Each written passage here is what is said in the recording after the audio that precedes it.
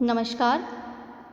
आज हम पढ़ेंगे बीए सेकेंड ईयर के पेपर फर्स्ट में हिंदी साहित्य का इतिहास, उसके अंतर्गत रीतिकालीन काव्य। तो रीतिकालीन काव्य को जानने से पहले हम जानते हैं रीतिकाल के बारे में। हिंदी साहित्य के इतिहास के अंतर्गत जो तीसरा काल है, जो तीसरा भाग है, वो रीतिकाल कहलाया। हिंदी साहित्य के इतिहास के 4 भाग हुए: आदिकाल, भक्तिकाल, रीतिकाल और आधुनिक काल। तो इसका पहला भाग था इतिहास का आदिकाल, दूसरा भाग भक्तिकाल और जो तीसरा भाग है वो रीतिकाल कहलाया, जिसे आचार्य रामचंद्र शुक्ल ने उत्तर मध्यकाल भी कहा। तो रीतिकाल को जानते हैं हम। सबसे पहले हम रीतिकाल के बारे में जानेंगे। तो इसकी समय सीमा, तो रीतिकाल की समय सीमा है संवत 1700 से संवत 1900 तक का जो समय है वो रीतिकाल के अंतर्गत आता है। हिंदी साहित्य के इतिहास में संवत 1700 से संवत 1900 तक के अंतर्गत जो भी साहित्य आता है वह रीतिकालीन साहित्य कहलाता है। इस समय सीमा को हम कहेंगे रीतिकाल की समय सीमा। तो रीतिकाल के अंतर्गत हम किन किन बिंदुओं का अध्ययन करेंगे, यह देखते हैं।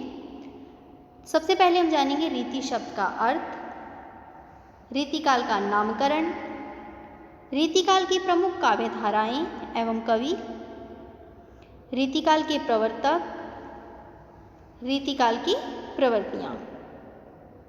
तो इसके अंतर्गत हम सबसे पहले देखते हैं रीति शब्द का अर्थ। तो रीति शब्द के संबंध में सबसे पहले आचार्य वामन ने कहा, आचार्य वामन ने रीति को काव्य की आत्मा के रूप में स्वीकार किया। उन्होंने कहा कि काव्य की आत्मा के रूप में रीति है, रीति को काव्य की आत्मा माना जा सकता है, रीति ही काव्य की आत्मा है। और इसी आधार पर उन्होंने रीति संप्रदाय की स्थापना की। और रीति को काव्य की आत्मा के रूप में स्वीकार करते हुए वामन के अनुसार रीति शब्द का अर्थ है पंथ, मार्ग, विधि, गली, रास्ता। ये सभी शब्द उन्होंने रीति के लिए स्वीकार किए। वामन के अनुसार काव्य को लिखने का एक विशेष ढंग होता है, एक विशेष पद्धति है, एक विशेष तरीका है, वही रीति कहलाता है। कि काव्य को लिखने का जो विशेष ढंग, विशेष पद्धति, विशेष तरीका, वही रीति है। परंतु ये तो था वामन के अनुसार रीति का अर्थ पंथ, मार्ग, विधि, गली, रास्ता, काव्य को लिखने का ढंग, तरीका, पद्धति, विशेष रीति है। परंतु रीतिकाल में रीति शब्द का अर्थ वामन के इस शास्त्रीय अर्थ से बिल्कुल ही भिन्न है। तो अब रीतिकाल में रीति शब्द का क्या अर्थ है ये हम जानेंगे। अब हम पढ़ते हैं रीतिकाल में रीति शब्द का अर्थ। रीतिकाल में रीति शब्द का अर्थ है काव्यांग निरूपण। अब ये काव्यांग निरूपण क्या है? काव्यांग निरूपण से तात्पर्य है काव्य के अंगों का निरूपण। काव्य के अंग छंद, अलंकार, रस, नायिका भेद आदि जो तत्व हैं जिन ग्रंथों में दिए जाते हैं वो ग्रंथ रीति निरूपक ग्रंथ कहलाते हैं। और रीतिकरण प्रकार का जो नामकरण है वो भी इन्हीं के आधार पर हुआ है। अर्थात जो रीतिकाल में रीति शब्द का अर्थ है वो है काव्यांग निरूपण, काव्य के अंगों का निरूपण। काव्य के जो अंग हैं छंद, अलंकार, रस, नायिका भेद आदि ये जो तत्व हैं ये जिन ग्रंथों में दिए जाते हैं, जिन जिन ग्रंथों में यह तत्व मिलते हैं वो ग्रंथ रीति निरूपक ग्रंथ कहलाते हैं। और इन्हीं रीति निरूपक ग्रंथों के आधार पर रीतिकाल का नामकरण हुआ है। तो ये तो था रीति शब्द का अर्थ, किस प्रकार से वामन ने अपने शास्त्रीय दृष्टि से रीति का अर्थ बताया। और रीतिकाल में जो रीति शब्द का अर्थ है वो है काव्यांग निरूपक। इसके बाद हम पढ़ते हैं रीतिकाल का नामकरण। तो रीतिकाल के नामकरण के संबंध में विद्वानों के भिन्न भिन्न मत रहे हैं। अलग अलग आचार्यों ने, अलग अलग विद्वानों ने अपने मतानुसार रीतिकाल का नामकरण किया है। तो हम पढ़ते हैं मिश्र बंधु। मिश्र बंधु ने रीतिकाल को अलंकृत काल कहा। उसके बाद नाम आता है विश्वनाथ प्रसाद मिश्र। विश्वनाथ प्रसाद मिश्र ने रीतिकाल को श्रृंगार काल कहा। डॉक्टर रमाशंकर शुक्ल रसाल ने रीतिकाल को कलाकाल की संज्ञा प्रदान की।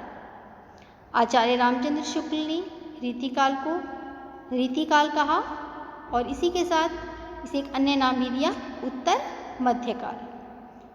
इसी श्रृंखला को आगे बढ़ाते हुए अगला नाम आता है जॉर्ज ग्रियर्सन का। जॉर्ज ग्रियर्सन ने रीतिकाल को रीति काव्य कहा। तो हम विद्वानों के मत जानते हैं कि विश्वनाथ प्रसाद मिश्र के अनुसार जो रीतिकाल है उस समय श्रृंगार और वीर दोनों रसों की कविताएं इस काल में लिखी गई। श्रृंगार रस की कविताएं भी लिखी गई और वीर रस की, ये दोनों रसों की कविताएं लिखी गई, परंतु प्रधानता श्रृंगार रस की रही। इसी कारण इससे इस काल में इसी रस को प्रमुखता देते हुए, इसी रस को आधार मानते हुए इस काल को श्रृंगार काल कहा जा सकता है। और रीतिकालीन समय में श्रृंगार की जो प्रवृत्ति है उस समय के रीतिकाल के जो समय है, समय सीमा है, उस समय के समाज पर, उस समय के वातावरण पर जो रीतिकाल की जो है श्रृंगारिक प्रवृत्ति अधिक प्रधान थी, इसका अधिक प्रभाव था। तो इसी आधार पर इसे इन्होंने श्रृंगार काल कहना उचित समझा। एक बार फिर से सुनिए। विश्वनाथ प्रसाद मिश्र ने कहा कि श्रृंगार और वीर दोनों रसों की कविताओं की रचना इस काल में हुई, परंतु प्रधानता श्रृंगार रस की रही। इसी कारण इसको आधार मानते हुए इसे श्रृंगार काल कहा जा सकता है।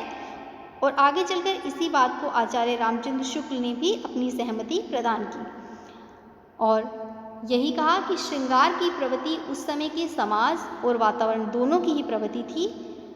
समाज की भी प्रवृत्ति श्रृंगार की ही थी और वातावरण की प्रवृत्ति भी श्रृंगार की ही थी। तो इसी आधार पर इन्होंने इसे श्रृंगार काल कहा। अगला नाम हम देखते हैं डॉक्टर रमाशंकर शुक्ल रसाल का। उन्होंने इसे कलाकाल कहा। तो रसाल के अनुसार इसे कलाकाल कहना भी उचित है। उनके अनुसार रीतिकाल में काव्य में कला पक्ष का जितना अधिक उत्कर्ष, जितना अधिक विकास दिखाई देता है, जो उत्कर्ष इस काल में हुआ कला के क्षेत्र में, कला पक्ष में, उतना पहले कभी भी नहीं हुआ, पहले नहीं दिखाई दिया। तो इसी को आधार मानते हुए इन्होंने इस काल का नाम कलाकाल रख दिया, क्योंकि इस काल में काव्य में कला पक्ष का अत्यंत उत्कर्ष दिखाई देता है। और आचार्य रामचंद्र शुक्ल के बारे में जाने तो उन्होंने रीति ग्रंथों की बहुलता के आधार पर, रीति ग्रंथों की अधिकता के आधार पर, उसके बाहुल्य के आधार पर इसका नाम रीतिकाल रखा। और जॉर्ज ग्रियर्सन जो है, जिन्होंने इसे रीति काव्य कहा, उनकी प्रमुख विशेषता ही यही रही कि उन्होंने हिंदी साहित्य के इतिहास में सबसे पहले रीति शब्द का प्रयोग किया, वो जॉर्ज ग्रियर्सन ही थे। यदि कहें कि हिंदी साहित्य के इतिहास में रीति शब्द का प्रयोग करने वाले सबसे पहले कवि कौन हैं, सबसे पहले आचार्य कौन हैं, तो वो है जॉर्ज ग्रियर्सन। जॉर्ज ग्रियर्सन ने ही सबसे पहले रीति शब्द का प्रयोग किया। तो ये था रीतिकाल का नामकरण। धन्यवाद।